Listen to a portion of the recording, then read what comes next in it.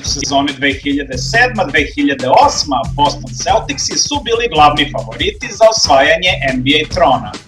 Kevin Garnett i Ray Allen bili su glavna pojačanja, međutim timu su pridodati i provereni veterani poput Sama Cassella, PJ Browna i Jamesa Poseyja. Sa druge strane, Lakersi nisu mnogo menjali roster u odnosu na prethodnu godinu, bar ne na startu nove sezone.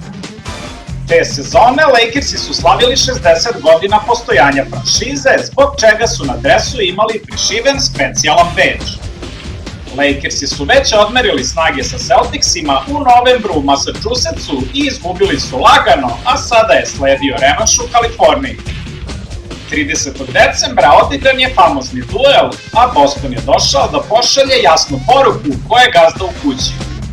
Baš zbog simbolike i zbog velikog rivalstva iz 80-ih, upravo je insistirala da jezerđije izađu na teren u retro kratkim šorcevima, želeći očigledno da evociraju uspomene na takozvanu Showtime eru Magica i Abdul-Jabara. Igrači su se prilično dobro zabavljali u slačionici spremajući se za ovaj meč. Kada su nakon zagrevanja krenuli da otpupčavaju donje delove trenerki, celo gledalište u Staples centru je na moment utihnulo. Većina je bila zabezeknuta prizorom, a neki su čak i prasnuli u smeh. Bilo je i onih koji su ovo dočekali sa oduševljenjem, ali nešto definitivno nije izgledalo kako treba. Pojedini igrači Lakersa, poput Kobija i Odoma, uspeli su da iskombinuju aksesuare pa da izgledaju okej. Svi ostali izgledali su u najmanju ruku smešno. Tebe gledam, di Fisher. Rick Fox je u tom periodu bio redovan na domaćim utakmicama Lakersa, a nije se ni trudio da sakrije grohotan smeh. Ni Celticsi nisu ostali dužni da pod vodu Kobija i društvo uoči podbacivanja. Utakmica je počela, ali uopšte nije izgledala kako treba. Sve u vezi ove večeri bilo je pogrešno, bar ako pitate navijače Lakersa. Boston je od starta krenuo silovito, a Lakersi nikako nisu mogli da se snađu, da pronađu pravi ritam.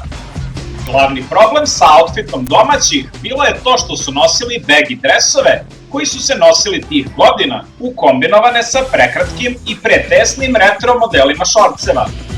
Pošto nije bilo naznaka da će se nešto promeniti, to jest da će LA uspeti da napravi preokret, tim je morao da napravi neku kardinalnu promenu na poluvremenu. I da, Lakersi izlaze na parket pred početak drugog poluvremena sa drastičnom promenom. Osramoćeni ili usled nekog drugog razloga, zamenili su retro šorceve aktuelnima. Ovo je izazvalo još jednu salvu smeha na tribinama, ali navijači su se brzo prebacili u navijački mod, jer se, bože moj, igrao derbi sa omraženim Celticsima. Međutim, promena opreme nije mnogo pomogla. Boston je nastavio tamo gde je stao, predvođen Paulom Pierceom, koji je u ovom meču zabio 33 poena.